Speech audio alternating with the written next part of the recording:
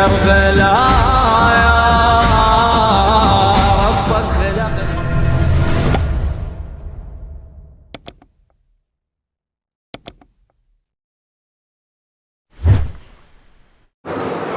اور مولا کی نصرت اور خدمت کا شرف حاصل ہونے کے لیے صلوات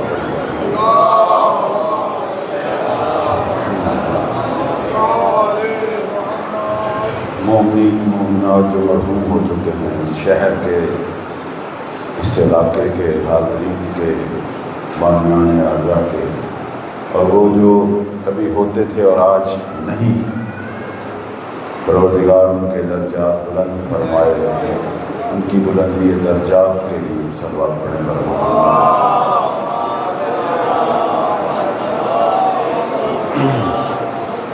اعوذ باللہ من الشیطان الرجیم بسم اللہ الرحمن الرحیم الحمد للہ رب العالمین رب النور العظیم رب الکرسی الرفیع رب البحر المسجود والصلاة والسلام والتحیۃ والکرام علی اشرف الخلائق اجمعین خاتم المرسلین حبیب الہ العالمین ابی القاسم محمد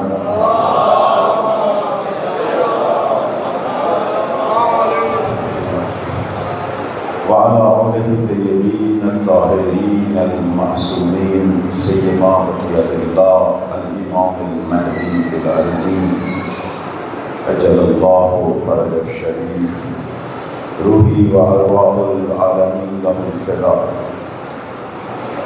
اما بعد فقال مولانا الامام الصادق صلوات اللہ علیہ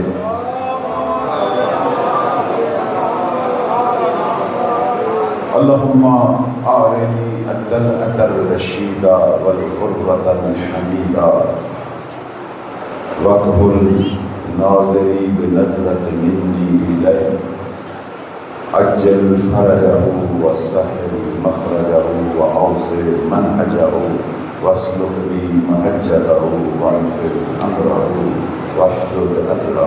صلوات پڑھیں پر محمد.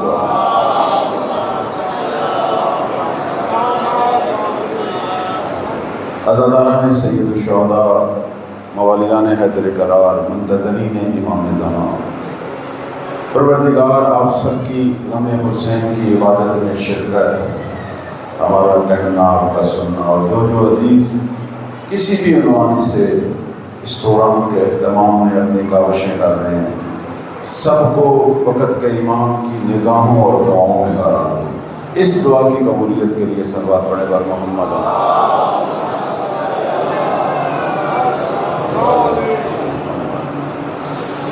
ہم اپنے سلسلہ گفتگو میں دعائے عہد کے اس حصے پہ پہنچے کہ جہاں ایک منتظر اپنے امام کے لیے دعا کر رہا ہے. اللہم آرنی الدلعة الرشیدہ، پروردگار مجھے وہ صراط المستقیم والا سورج طلوع ہوتے دکھا، والغرة الحمیدہ، اور مجھے اپنے مولا کا وجود مسعود اس کی زیارت کروا. وقحل ناظرت بنظرت منی الیہ، پروردگارہ یوسف زہرا کا دیدار میری آنکھوں کا سرما بنا، آنکھوں کا سرما بنا. جس طرح یعقوب کی آنکھوں کے لیے یوسف کا پیراہن سرما بنا، اور یعقوب کی آنکھوں کو بینائی حاصل ہوئی، ہماری آنکھوں میں ہماری روح، ہمارے قلوب اور افکار پروردگارہ اس کو بھی پاکیزہ کرنے کے لیے، اس کو بھی جلوہ بخشنے کے لیے دیدار یوسف کا سرما نگاہوں میں آتا تھا. اس کے بعد منتظر جو ہے وہ کہتا ہے اجل فرجہ، پروردگارہ ان کے ظہور میں تعجیل کر، وسہل مخرجہ، جتنی رکاوٹیں ہیں وہ دور کر. اور اس کے بعد وہ کہتا ہے کہ اوسع منہجہ، ہمارے آقا کے راستوں کو ہموار کر وصل بھی محل جاتا، میں بھی ان کے ہمراہ ہو جاؤں اس عظیم کام میں۔ مسلسل اپنے امام کے لیے دعا مانگ رہا ہے، وانفذ امرا، پروردگارہ میرے مولا کے حکم کو پوری دنیا پہ نافذ کر، واشدد ازرا، خدایا تو مہدی کی پشت پر قائم رہے، اس کی پشت کو مضبوط کر تاکہ وہ تیرے حکم کو پوری دنیا پہ نافذ کرے۔ یہ دعا ہے جو منتظر مانگ رہا ہے اپنے آقا کے لیے۔ میں نے پہلے بھی عرض کیا اپنے عزیز بچوں جوانوں کو بالخصوص کہ ہم ایک ایسے دور میں ہیں کہ اب صرف اور صرف مہدی کے ظہور کا زمانہ رہ گیا ہے، باقی سارے زمین کے دور ختم ہو گئے۔ اللہ نے 1,24,000 نبی بھیجنے تھے، بھیج دی۔ آخری نبی کے 12 مسیح تھے، ہم 12ویں مسیح کے دور میں ہیں، اور وہ بھی ان کے زمانہ غیبت میں کہ پیچھے ایک ہی زمانہ ہے، زمانہ ظہور، یعنی کسی وقت بھی میرے آقا اور مولا کا ظہور ہو سکتا ہے۔ اب ضرورت ہے کہ ہم اپنے دلوں کو، اپنے افکار کو اپنے زمانے کے امام سے جوڑیں، ان کی معرفت حاصل کریں۔ یہ جو اتنی تاکید ہے کہ زمانے کے امام کی معرفت حاصل کرو، وہ اسی لیے ہے۔ بعض وقت بچے جوان پوچھتے ہیں کیسے کریں، کیا کریں؟ اب تو اللہ نے آپ کے ہاتھوں میں وسیلے بھیج دیے ہیں، اب کسی کے پاس جانے کی ضرورت ہی نہیں۔ یہی انٹرنیٹ، موبائل، اس کو 1 گھنٹے کے لیے اپنے مولا کے لیے وقف کر دو، 1 گھنٹہ کو یہ میرے مولا کے لیے، اس میں ڈھونڈیں علماء کی گفتگو، کتابیں، بہت کچھ ہے، بہت کچھ ہے۔ یعنی اب تو کسی عالم کے پاس جانے کی ضرورت نہیں، یہ تو ہم محرم میں آ جاتے ہیں، چلو مومنین کی زیارت ہو جاتی ہے، ورنہ آگاہی اور معرفت کے لیے اللہ نے وسائل ہمارے ہاتھوں میں بھیج دی ہیں۔ اور ایک اہم چیز یہ ہے کہ اپنے امام کو اپنی دعاؤں میں فراموش نہ کریں، بلکہ ایک اچھا منتظر وہ ہے کہ جو ہر روز اپنے امام کے لیے صدقہ دے، جس طرح ہم اپنے عزیزوں کے لیے، بچوں کے لیے، بڑوں کے لیے صدقہ دیتے ہیں۔ مجھے بتائیں امام سے بڑھ کر کوئی عزیز ہے؟ نہیں ہے۔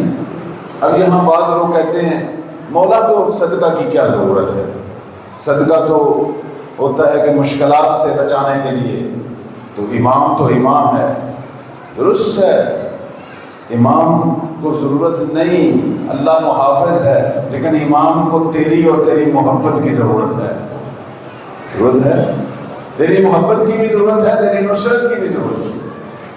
ہمارے 11 ائمہ کو ظالموں نے شہید کیا، اتنے انبیاء شہید ہوئے، دنیا دارالاختیار ہے، یہاں شیطان بھی اپنے کام کر رہے ہیں۔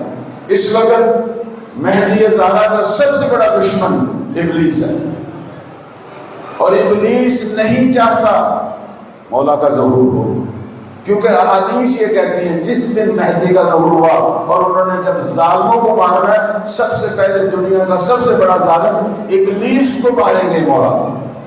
یہ جو قرآن کے اندر ابلیس نے اپنے لیے وقت مانگا اور پروردگار نے کہا وقت معلوم، اس کے نیچے جتنی بھی احادیث آئی ہیں آل محمد کی، فرمایا یہاں وقت معلوم قیامت نہیں ہے، ہمارے مہدی کا ظہور ہے، وہ آئے گا اور ابلیس کا سر قلم کرے گا۔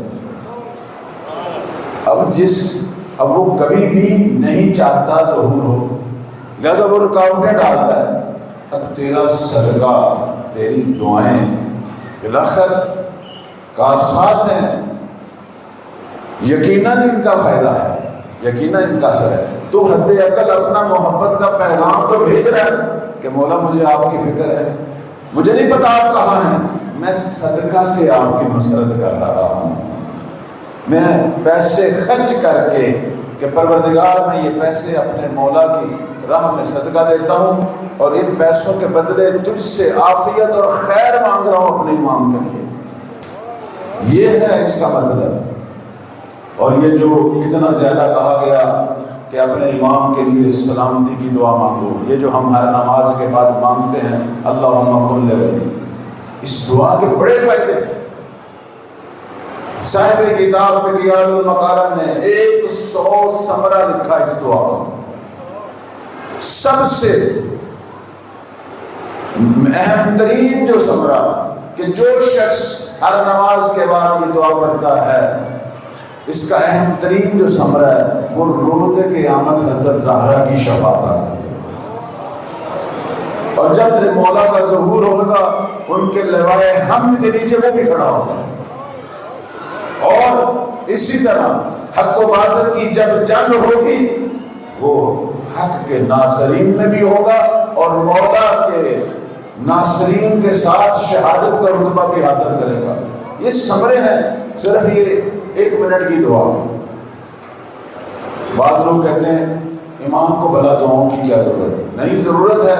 امام خود کہتے ہیں، ہمارے پاس توقی شریف ہے، معصوم فرماتے ہیں کہ میرے تاجیل ظہور کے لیے دعا کرو۔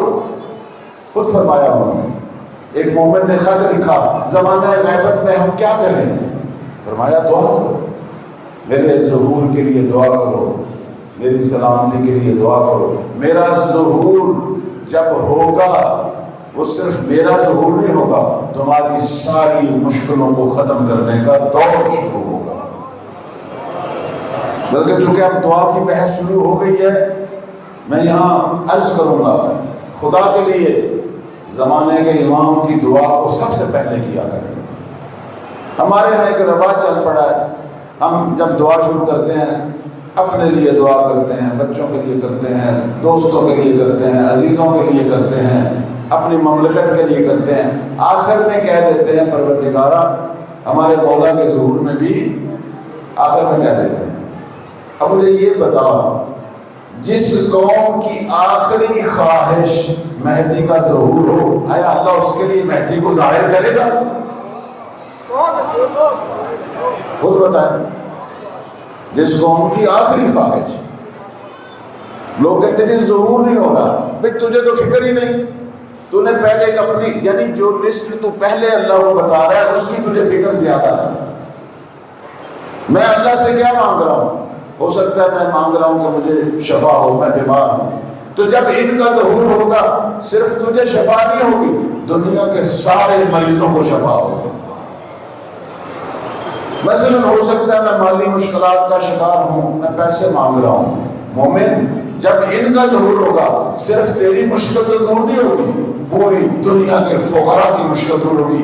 بلکہ مہدی کا دور وہ دور ہے کہ جب دنیا میں کوئی فقیر ہی نہیں رہتا، لوگ صدقہ زکوٰۃ لے کر فقیر ڈھونڈیں گے۔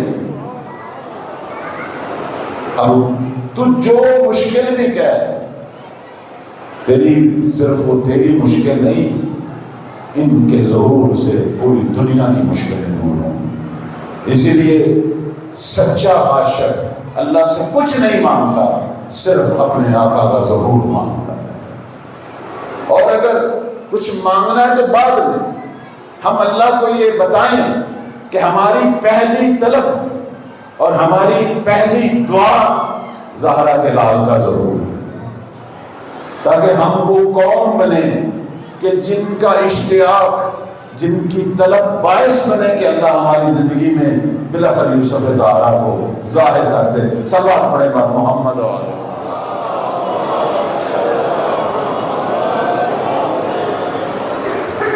میں آج آپ کو امام کے لیے جو ہم دعا مانگتے ہیں اس کے بدلے امام ہمیں کیا عطا کرتے ہیں، اس موضوع پر صرف تھوڑا سا میں وضاحت کروں گا۔ ایک بہت بڑا مومن عبد الرحمن، یہ اس کا سنایا ہوا واقعہ ہماری کتابوں میں موجود ہے۔ اصفہان کے اندر بہت توجہ چاہوں گا، میری طرف آپ کی توجہ رہے۔ اصفہان میں ایک شخص تھا عبد الرحمن، زمانہ کس کا تھا؟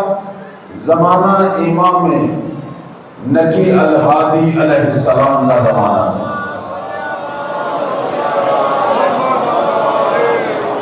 متوکل کا دور تھا، اور متوکل کو آپ جانتے ہیں یہ وہ ملعون تھا جس نے سید الشہداء کی قبر پر ہل چلایا، ان کا روزہ خراب کیا، قبر کو تخریب کیا، اور زائرین قبر سید الشہداء کے ہاتھ کاٹے گئے۔ اس دور میں بہت بڑا ظالم بادشاہ یہ عبد الرحمن خود اہل سنت بھائیوں میں سے تھا، اصفہان کا رہنے والا، کہتا ہے کہ میں مالی مشکلات کا شکار ہوا اور میں نے سوچا میں سامرا جاؤں اور متوکل سے اپنی مالی مشکلات کا ذکر کروں، اس سے تھوڑی سی مدد لوں۔ اس نیت سے یہ شخص اصفہان سے سامرا کی طرف گیا۔ جب یہ سامرا پہنچا، دیکھا سامرا بند ہے، فوج جگہ جگہ جمع ہے، چوکیاں لگی ہوئی ہیں، سڑکیں بند، محل کی طرف جانے والے راستے بند، لوگوں کا مجمع ہے لیکن لوگوں کو آگے جانے کی اجازت نہیں۔ پوچھا کیا ہوا، سامرا میں کیا ہوا؟ چونکہ اس زمانے میں سامرا دارالحکومت تھا بنی عباس۔ انہوں نے کہا آج رافضیوں کے امام کو متوکل نے اپنے دربار میں طلب کیا ہے۔ رافضی سے مراد ہم، یعنی شیعوں کے امام کو متوکل نے اپنے دربار میں طلب کیا ہے، اس لیے یہ سخت پہرا ہے، چونکہ شیعہ کسی وقت بھی بغاوت کر سکتے ہیں، ان کا امام نظر بند ہے، متوکل نے قید کی حالت میں رکھا ہوا ہے، گھر میں بند ہے، اور کسی وقت بھی شیعہ بغاوت کر سکتے ہیں، اس لیے فوج کا سخت پہرا ہے۔ تو آج متوکل سے ملاقات نہیں ہو سکتی، اگر تو نے کرنی ہے تو کل کریں۔ کہنے لگا میں بھی اس مجمع میں کھڑا ہو گیا، میرے دل میں بھی شوق پیدا ہوا، میں بھی دیکھوں تو صحیح ہے شیعوں کا امام کیسا ہے، بہت توجہ چاہوں گا، اس واقعے نے بڑے بڑے مسئلے حل کرنے۔ کہنے لگا میں کھڑا ہو گیا، اور تھوڑی دیر کے بعد ایک شور اٹھا کہ شیعوں کا، علویوں کا امام آ رہا ہے۔ کہنے لگا کہ میں نے بھی اس سمت دیکھنا شروع کر دیا، دیکھا ایک سفید گھوڑے پر ایک خوبصورت حسین جوان کہ جس کے چہرے سے نور پھوٹ رہا تھا، اور ان کے گرد پہرا تھا، حلقہ تھا فوج کا، اور وہ آ رہے تھے، فوج انہیں گھیرے میں لے کے آ رہی تھی۔ میں نے پوچھا کہ یہ اتنا خوبصورت جوان کون ہے؟ کہا یہی تو ہے شیعوں کا امام نقی الہادی، یہی تو ہے۔ کہنے لگا یہ ہے؟ جب اس نے غور سے دیکھا، پھر اس کے ذہن میں آیا متوکل بڑا ظالم ہے، اور یہ اتنا خوبصورت حسین ہاشمی جوان جو کہ فرزند رسول بھی ہے، اس کے دل میں آیا کہ کہیں متوکل انہیں نقصان نہ پہنچائے۔ فوراً دعا کی اپنے دل میں، دعا کی اپنے دل میں کہ پروردگارا یہ فرزند زہرا، یہ خوبصورت جوان، اس سے متوکل کے ستم سے بچا۔ یہ دعا دل میں کی۔ بہت توجہ چاہوں گا، میری طرف توجہ رہے آپ۔ امام کو جب ہم اپنی دعا میں یاد کرتے ہیں، جب ہم امام کی طرف اپنی دعا کا ہدیہ بھیجتے ہیں، یہ موضوع ہے میرا۔ کہتا میں نے دل میں دعا کی۔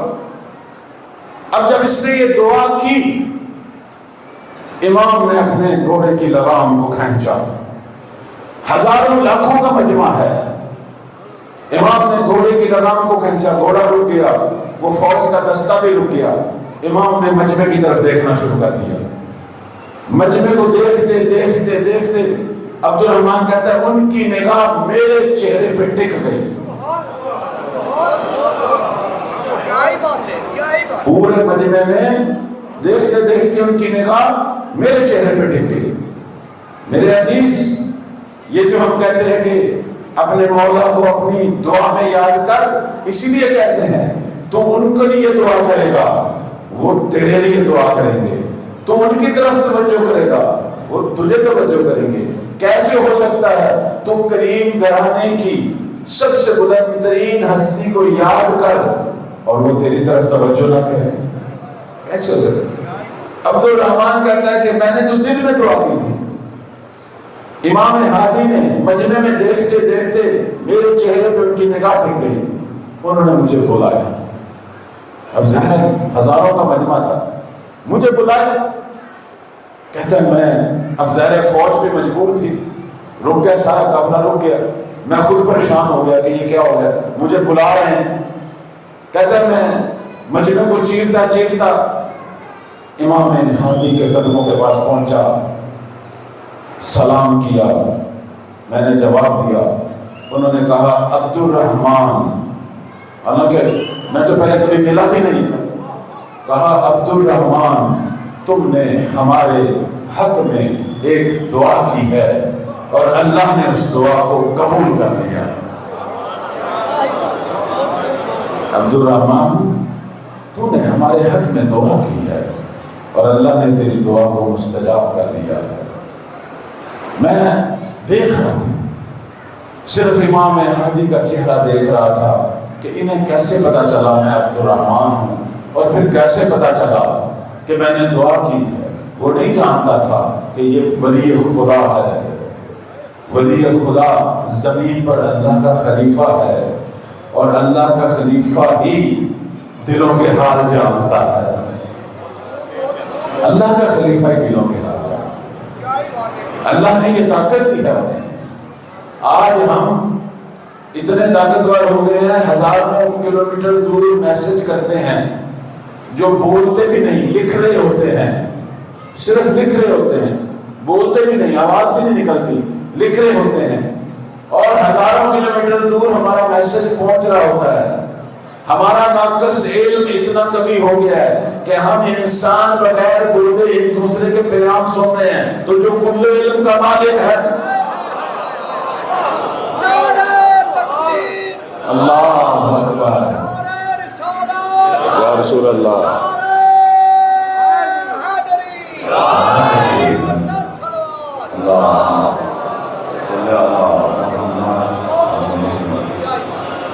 فرمایا عبد الرحمن آپ نے ہمارے حق میں دعا کی ہے اور اللہ نے آپ کی دعا کو قبول کر لیا۔ اس کا مطلب ہے انسان اپنے امام کے حق میں دعا کرے، اللہ کو کتنی پسند ہے یہ دعا، فوری قبول کر لیتا ہے، پسندیدہ عمل۔ عبد الرحمن کہتا ہے میں صرف ان کی زیارت کر رہا تھا، سوچوں میں گم تھا، میں نے تو آج تک ان کو نہیں دیکھا، انہیں میرے نام کا کیسے پتا چلا اور میری دعا کا کیسے پتا چلا۔ اس کے بعد امام نے کہا عبد الرحمن تم نے ہمارے حق میں دعا کی ہے، ہم تمہارے حق میں اب 3 دعائیں کریں گے۔ میرے عزیزو، اگر آپ اپنے مولا کے لیے ایک سلامتی کی دعا مانگتے ہیں، مولا آپ کے لیے وہ کریم گھرانہ ہے، وہ 3 سلامتی کی دعائیں آپ کے لیے مانگتے ہیں۔ کہا عبد الرحمن تم نے ہمارے حق میں دعا کی ہے، ہمیں ہدیہ بھیجا ہے اپنے نیک احساسات کا، اب ہم تیرے حق میں 3 دعا کریں گے۔ سارا مجمع رکا ہوا ہے، متوکل کی فوج رکی ہوئی ہے، امام عبد الرحمن سے ہم کلام ہے۔ عبد الرحمن کہنے لگا جی آقا، کہنے لگے عبد الرحمن مجھے پتا ہے تو بیمار ہے اور تو نے پتہ نہیں کس کس طبیب کے پاس رجوع کیا، تو ٹھیک نہیں ہوا، ہم تمہارے لیے ابھی شفا کی دعا کریں گے اور تم ابھی سے شفا پا گئے ہو، ابھی سے شفا پا۔ عبد الرحمن حیران، کہنے لگا آپ کو کیسے پتا لگا میں بیمار ہوں؟ فرمایا عبد الرحمن یہ پہلا ہدیہ ہماری طرف سے قبول کرو، دوسرا ہدیہ مجھے پتا ہے تو بے اولاد ہے، تیری ابھی تک اولاد نہیں ہوئی، تو نے کئی شادیاں کی، تیری اولاد نہیں ہوئی، تو شب و روز دعائیں کرتا ہے، خیرات کرتا ہے، علاج کروایا، اولاد نہیں ہوئی، چونکہ تو نے ہمیں ہدیہ کیا ہے اپنی دعائے خیر کا، میں اللہ کی بارگاہ میں دعا کرتا ہوں تجھے 10 نیک صالح بیٹے عطا کرے۔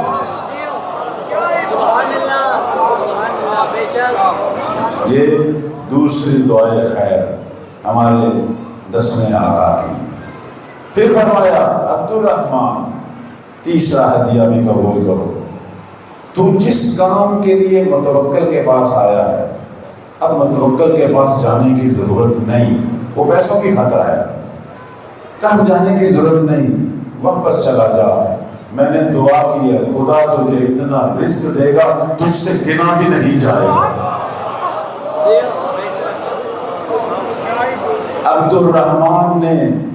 عبدالرحمن کہتا ہے میں سنی تھا، میں گیا تو سامرا اہل سنت کی ایک فرد کی حیثیت سے، جب سے امام ہادی کی نگاہوں میں آیا، ان کی دعاوں میں آیا، میں امام ہادی کا شیعہ بن کے واپس لوٹا۔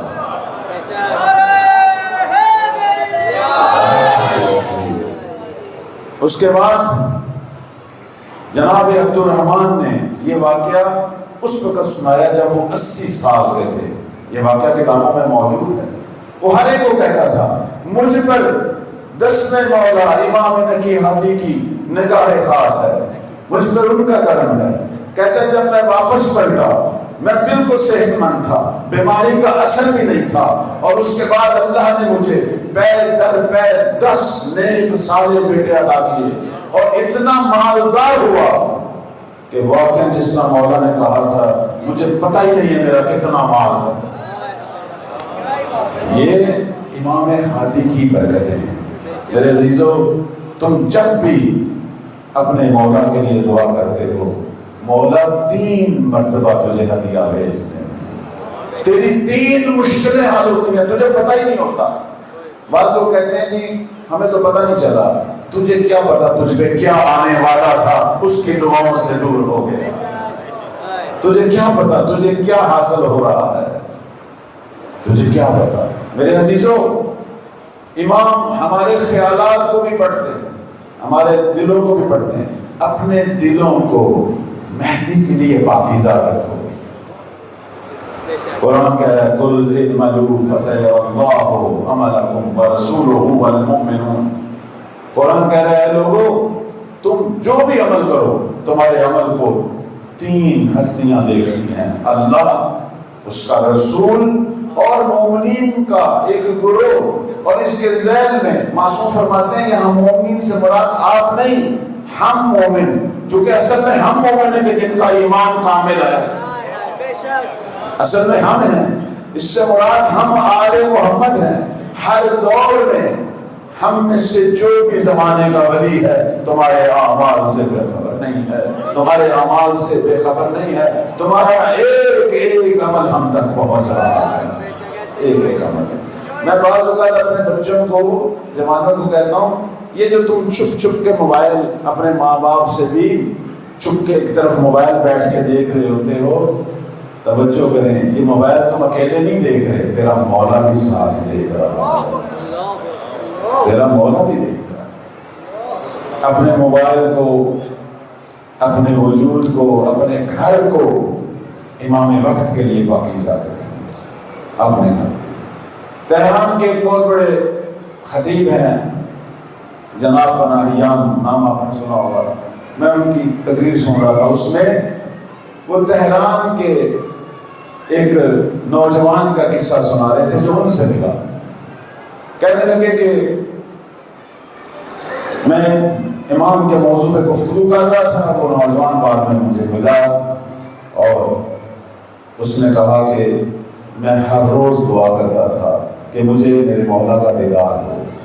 ایک دن مجھے لگا کسی نے دستک دی، دھک الباب کیا، میں نے پوچھا، دروازہ کھولا، کوئی ہستی تھے، پوچھا کون ہے آپ؟ کہا تو ہر روز تو دعا کرتا تھا، اب آ گیا ہوں تجھ سے ملنے۔ مولا 1 منٹ ٹھہرے، گھر میں کچھ ایسی چیزیں ہیں جو شاید آپ کو پسند نہ آئیں۔ کہتا میں اپنے گھر کی صفائی میں لگ گیا، وہ چیز اٹھاؤں وہ چیز اٹھاؤں، اتنی دیر کر دی۔ جب میں دوبارہ دروازے پہ گیا تو امام گلی سے نکل رہے تھے اور کہہ رہے تھے مجھے بلاتے تو ہیں لیکن مجھے اپنے گھر میں آنے نہیں دیتے۔ میرے عزیزو، یہ ذہن میں رکھیں، ہمارے موبائل، ہمارا گھر، ہماری زندگی کہیں ایسی تو نہیں کہ ہم امام سے ملاقات کے قابل نہ رہیں۔ اپنے آپ کو امام کی ملاقات کا اہل بنائیں، اپنے گھروں کو مہدی زہرا کے قدموں کا اہل بنائیں۔ صلوات پڑھیں بر محمد و آل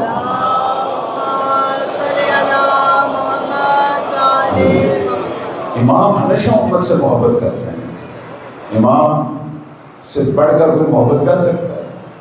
مولا علی کو پیغمبر فرماتے تھے اللہ نے تجھے حب المساکین سے زینت دی ہے، جو بھی جس طرح کا بھی محتاج ہو اسے علی سے محبت اور علی کو اس سے محبت، اس سے محبت۔ راتوں کو اٹھ کے جاتے تھے لوگوں کو کھانے دینے۔ میں شاید کل بھی کہا، آج بھی کہوں گا، جس کے پاس مال ہے اگر وہ خمس زکوٰۃ نکالے بیٹھا ہے وہ انتظار نہ کرے کوئی آ کے اس سے مانگے، اگر علی والا ہے خود جا کے مستحق کو ڈھونڈے اور اس کو دے۔ یہ سیرت ہے میرے مولا کی، یہ سیرت ہے۔ کتنے ہی گھر تھے جہاں میرے مولا جاتے تھے، کتنے ہی یتیم تھے کہ جن کی پرورش میرے مولا کر رہے تھے، کتنے ہی یتیم۔ کہتے ہیں ایک دفعہ شہد ملا میرے امام کو کہیں سے، یتیموں کو باری باری اپنی گود میں بٹھا کر اپنے ہاتھ سے شہد کھلا رہے ہیں مولا۔ کسی نے کہا تقسیم کر دیں، کہا بات تقسیم کرنے کی نہیں، بات احساس یتیمی کو ختم کرنے کی۔ کتنے ہی لوگ تھے جنہیں میرے مولا ان کی ذمہ داری لیے ہوئے تھے۔ جب امام کو ضرب لگی تھی، آپ نے پڑھا ہوگا، سنا ہوگا، جب یتیموں کو پتہ چلا نا کہ حکیم صاحب نے یہ کہا ہے کہ یہ تلوار زہر آلود تھی اور جتنا بھی ہو علی کو دودھ پلایا جائے تاکہ زہر کا اثر ختم ہو، وہ کیا وقت تھا، پورے کوفہ کے یتیم دودھ کے پیالے لے کر علی کے گھر کے گرد اکٹھے ہو گئے۔ امام حسن مجتبیٰ نے دیکھا ہے کہ بیوہ اپنے 2 بچوں کے ساتھ دودھ لے کے آئی ہوئی تھی۔ کہا بی بی کیوں آئی ہو؟ ہمیں ضرورت نہیں ہے، الحمدللہ ہے ہمارے پاس۔ کہا جب سے بچوں کو پتا چلا ہے مولا کو ضرب لگی، یہ دودھ پینا ہی چھوڑ دیا کہ ہمارے بابا کو ضرب لگی ہم دودھ نہیں پیئیں گے، ہمارا دودھ ہمارے بابا کو دے۔ تو عرض خدمت یہ ہے کہ یہ امام کی محبت ہے۔ امام تمام کوفہ کے جتنے بھی یتیم سب سے محبت۔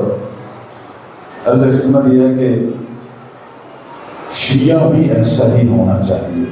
ایک دفعہ خواب میں کسی عالم نے دیکھا کہ علماء کی محفل لگی ہوئی ہے اور علامہ ہندی بھی اس محفل میں تھے، سرکار رسالت مآب صلی اللہ علیہ وآلہ وسلم بھی اس محفل میں۔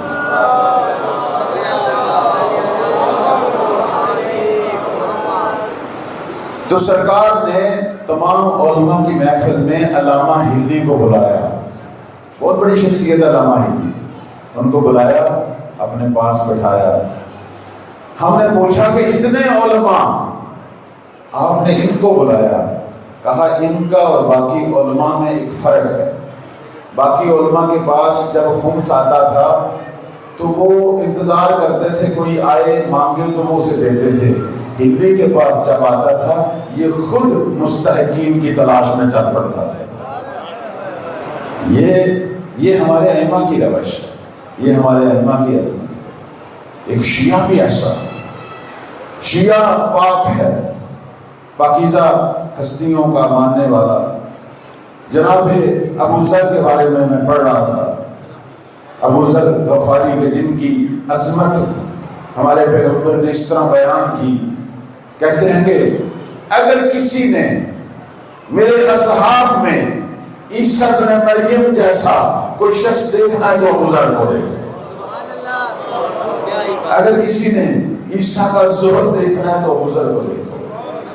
مولا امام جعفر صادق علیہ السلام سنا رہے ہیں،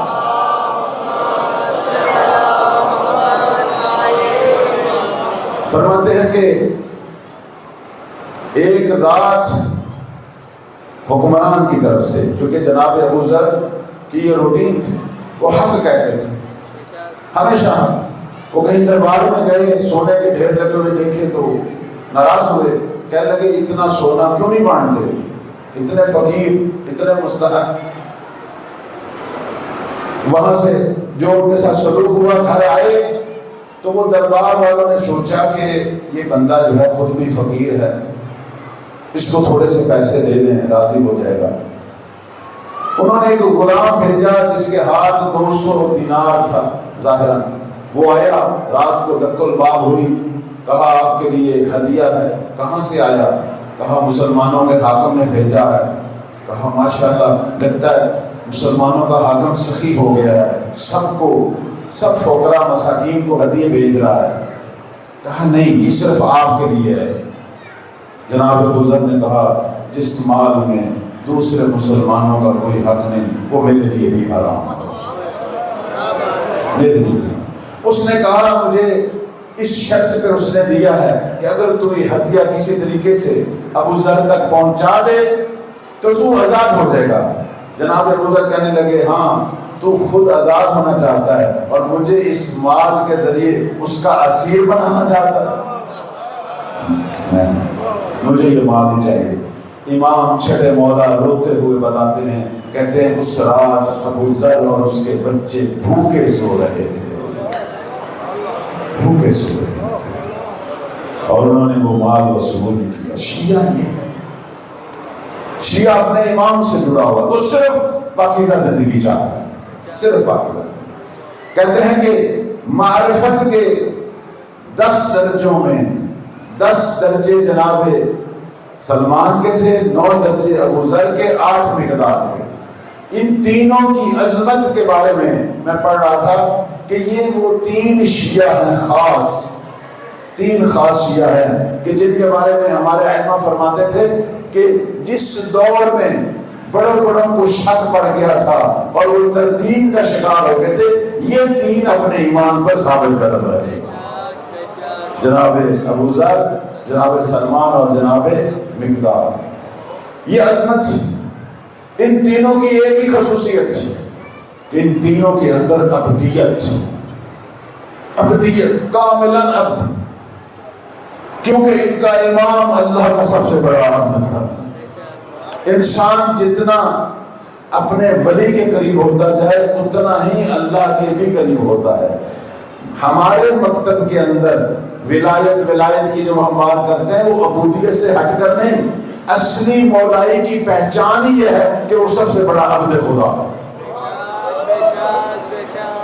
جب جناب مالک کو میرے مولا نے بھیجا، ان کے تعارف میں کہا کہ میں تمہارے لیے اللہ کے عبدوں میں سے ایک عبد بنا بھیج رہا ہوں، اللہ کے عبدوں میں سے ایک عبد بھیج رہا ہوں۔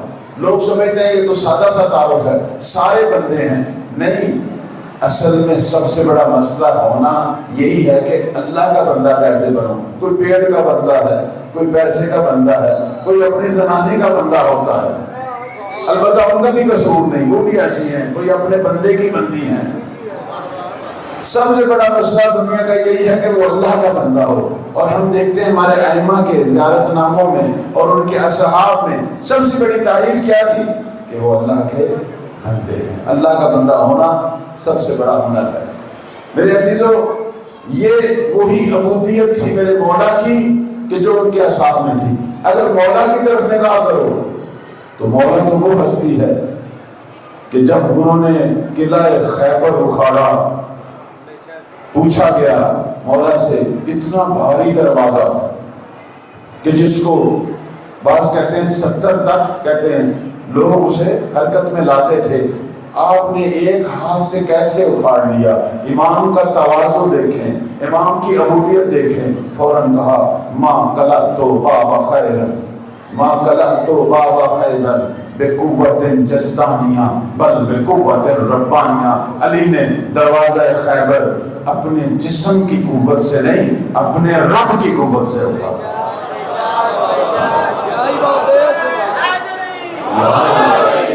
اللہ کا جو بندہ ہے وہ کبھی بھی کسی عمل کو اپنی طرف نسبت نہیں دیتا، وہ اپنے ہر عمل کو اپنے خدا کی طرف نسبت دیتا ہے۔ ایک شخص آیا، اس نے کہا سرکار رسالت مآب صلی اللہ علیہ وآلہ وسلم سے،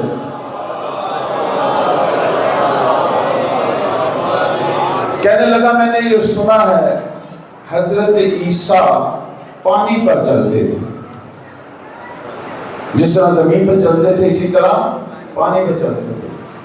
تو پیغمبر نے فرمایا لو زاد یقینہ لمشى علی الہوا، ابھی میرے بھائی عیسیٰ کا یقین کم تھا، اگر اس کا یقین کچھ اور زیادہ ہوتا تو جس طرح وہ زمین اور پانی پہ چل رہا ہے اسی طرح ہوا میں بھی چلتا۔ اب یہ بات اپنے ذہن میں رکھیں، جب میرے مولا نے وہ دروازہ اکھاڑا تھا وہاں ایک خندق تھی بہت گہری، امام نے دروازہ اکھاڑ کے خندق میں اتر گئے۔ خندق میں اتر کے، اب یہ سیرت میں یہی لکھا ہے، آپ نے دروازہ اپنے دونوں ہاتھوں پہ اٹھا لیا۔ اب اسلام کے لشکر اس دروازے سے گزر رہے تھے، وہ ایک پل بن گیا نا، ایک پل سے لشکر گزر رہے تھے، سوار گزر رہے تھے، پیدل گزر رہے تھے۔ ایک نے خندق میں ذرا غور سے دیکھا کہ علی اتنا بڑا دروازہ سنبھال کے کیسے کھڑے ہیں، اوپر سے فوج گزر رہی ہے، ذرا نیچے دیکھا، پاؤں زمین پر نہیں تھے، ہوا میں تھے۔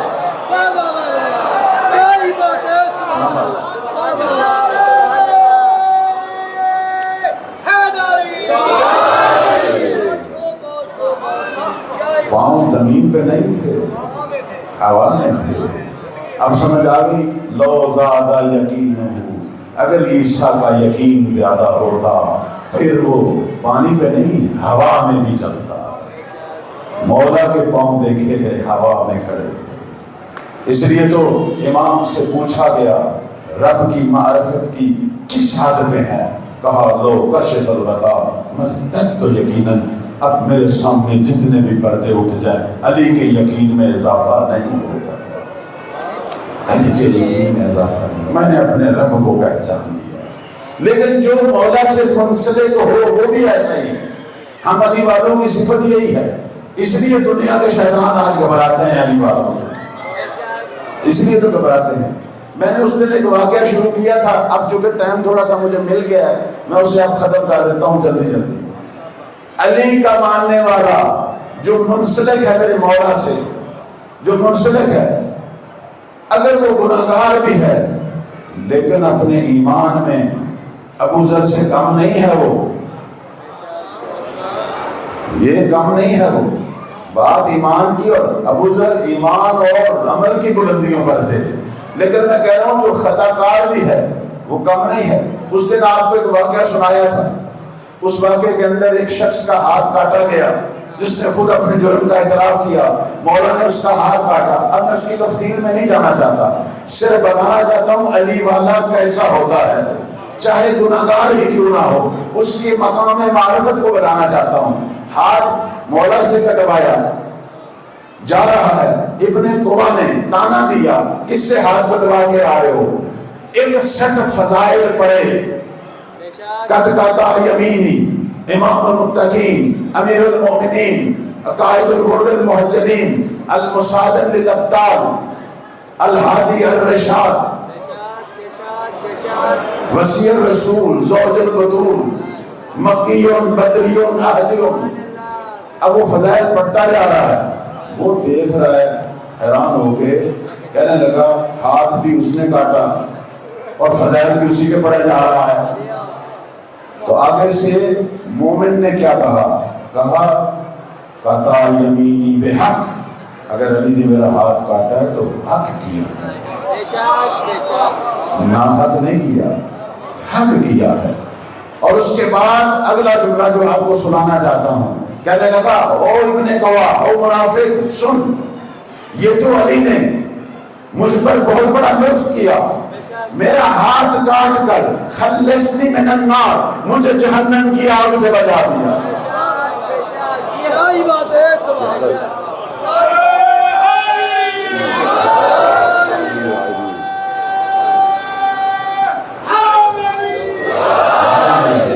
علی والے ایسے ہوتے ہیں، ان کے ایمان میں کوئی کمی نہیں۔ یہ آج دنیا دیکھ چکی ہے۔ میں حیران تھا کہ جب مولا امام زمان کی آمد ہوگی اس وقت کچھ علامات ظاہر ہوں گی۔ ایک علامت کیا ہے؟ آسمان سے آواز آئے گی، آپ نے بھی سنا ہوگا، ایک علامت آسمان سے آواز ہے۔ آپ کو پتا ہے مومنین کرام، وہ جو آسمان سے آواز آئے گی وہ کیا ہے، وہ کیا کہے گی؟ احادیث اٹھائیں، احادیث میں آتا ہے آسمان سے جبرائیل پکاریں گے. کب؟ مولا کے ظہور سے 3 مہینے پہلے آسمان سے جبرائیل پکاریں گے. کیا پکاریں گے؟ کہ حق علی کے شیعوں کے ساتھ ہے.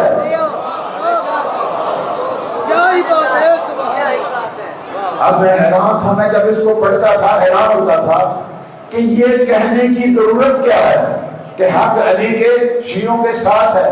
لیکن اس جنگ نے بتا دیا کہ اب وہ دور آ رہا ہے کہ دنیا کے کافر اور مشرک پوچھ رہے ہیں کہ علی کون ہے اور علی والے کون ہیں.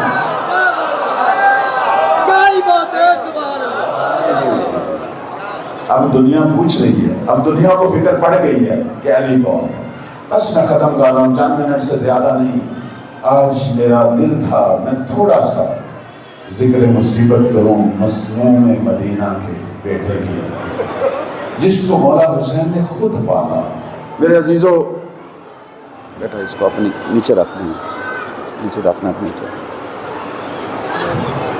امام حسن مجتبیٰ کے 4 بیٹے آئے تھے کربلا میں. صرف قاسم شہید نہیں ہوئے، 3 بیٹے اور بھی تھے، 4 بیٹے. ساریاں بیٹیاں حسن مجتبیٰ کی بھی اسیر ہوئیں. جس طرح حسین کے بیٹے مارے گئے، حسن کے بیٹے بھی مارے گئے. جس طرح حسین کی بچیاں اسیر ہوئیں، حسن کی بھی ہوئی. میں حسن حسین کیوں کہہ رہا ہوں؟ میں کہوں گا بطول کا گھر اجڑا کربلا کے اندر. قاسم وہ ہے جسے امام نے خود پالا. 2 سال کے تھے جناب قاسم، 2 سال کے تھے. امام حسن مجتبیٰ شہید ہوئے. قاسم کو میرے مولا نے خود پالا، خود پالا قاسم کو. اس لیے زیادہ پیار تھا قاسم سے. سب سے بڑا بھائی حسن مثنیٰ تھے. جناب حسن مثنیٰ وہ شخصیت ہے کہ جو کربلا میں سب سے پہلے جو گئے جناب علی اکبر کے بعد، کہتے ہیں 18 زخم کھائے تھے اس نے. تڑپ رہا تھا جب مولا اس کا وجود لے کے آئے. اور یہ سید زیادہ تڑپتا رہا، شام غریباں تک یہ زندہ رہا. اس کے بعد ماں کی طرف سے رشتہ دار آئے اور انہوں نے عمر بن سعد سے بات کی.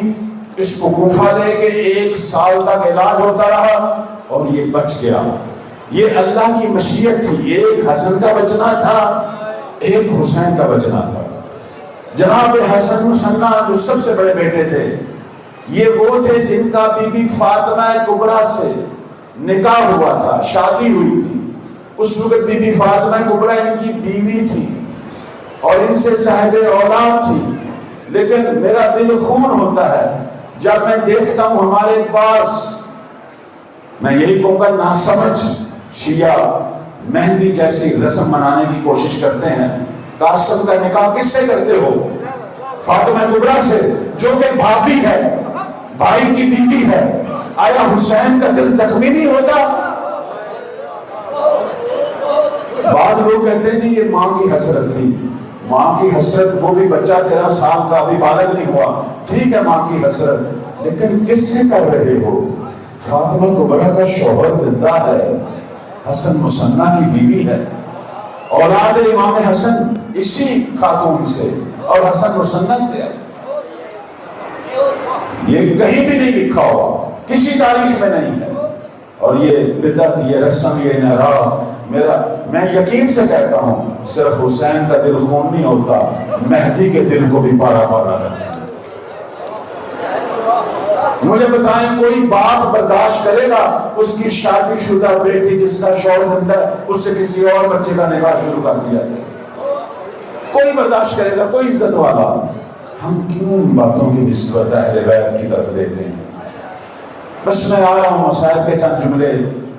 قاسم چھوٹے تھے لیکن مقام معرفت کیا تھی.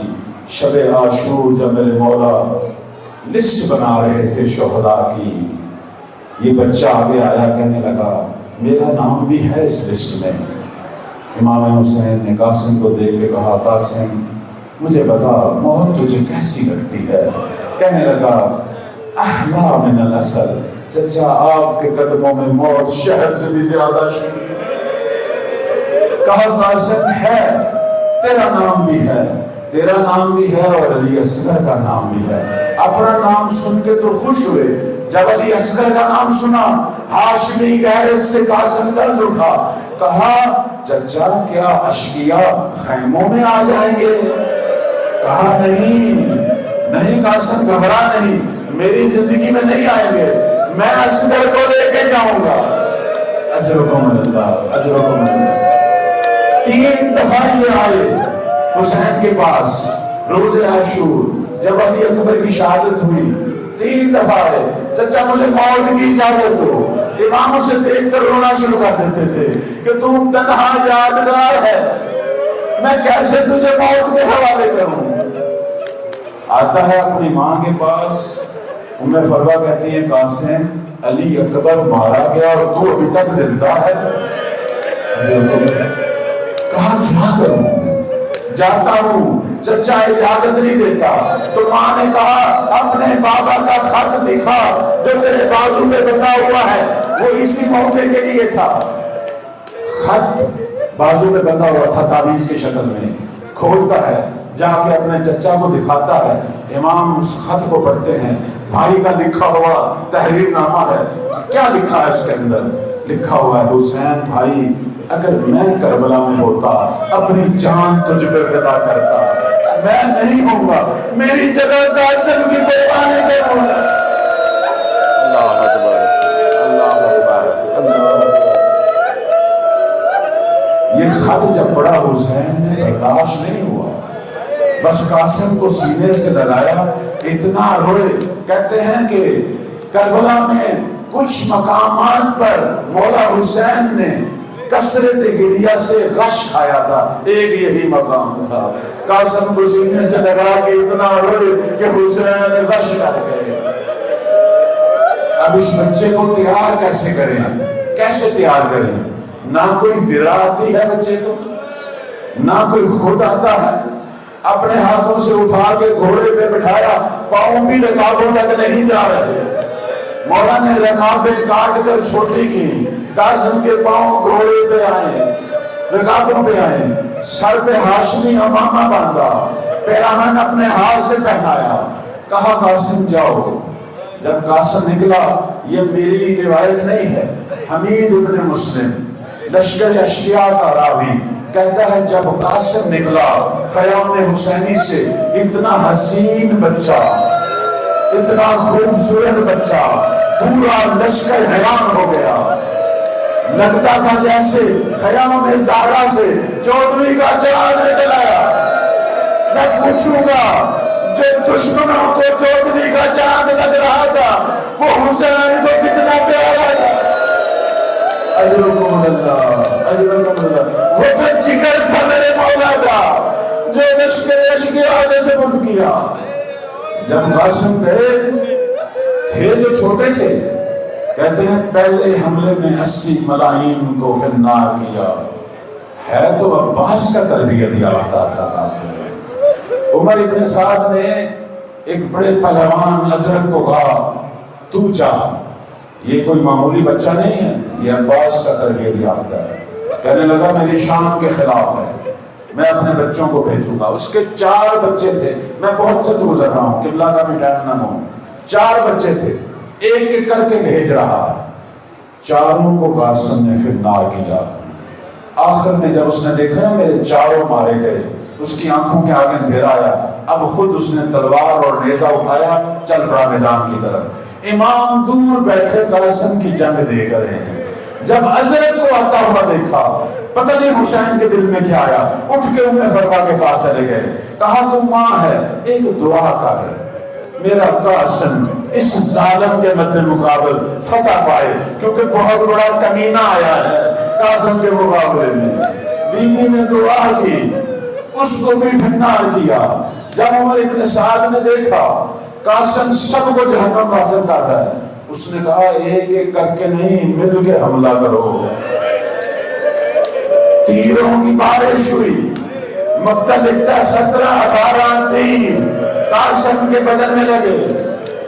وہ ملعون عمر اسدی ملعون نے جب دیکھا نا قاسم کے ہاتھ سے تلوار چھوٹ گئی ہے، آگے اس نے تلوار کا وار کیا، بس وہ وار کرنا تھا۔ قاسم زمین پہ آئے، حسین کو مدد کے لیے پکارا، چچا میری مدد کو آئے۔ میں نے کسی مقتل میں نہیں پڑھا کہ حسین نے کسی مقتول کی مدد کی ہو، قاسم سے اتنا پیار تھا۔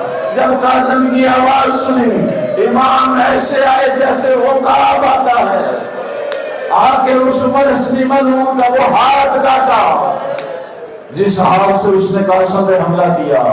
بس کہتے ہیں امام نے جب جنگ شروع کی، فوجیں دوڑی، کتنے ہی گھوڑے قاسم کے وجود سے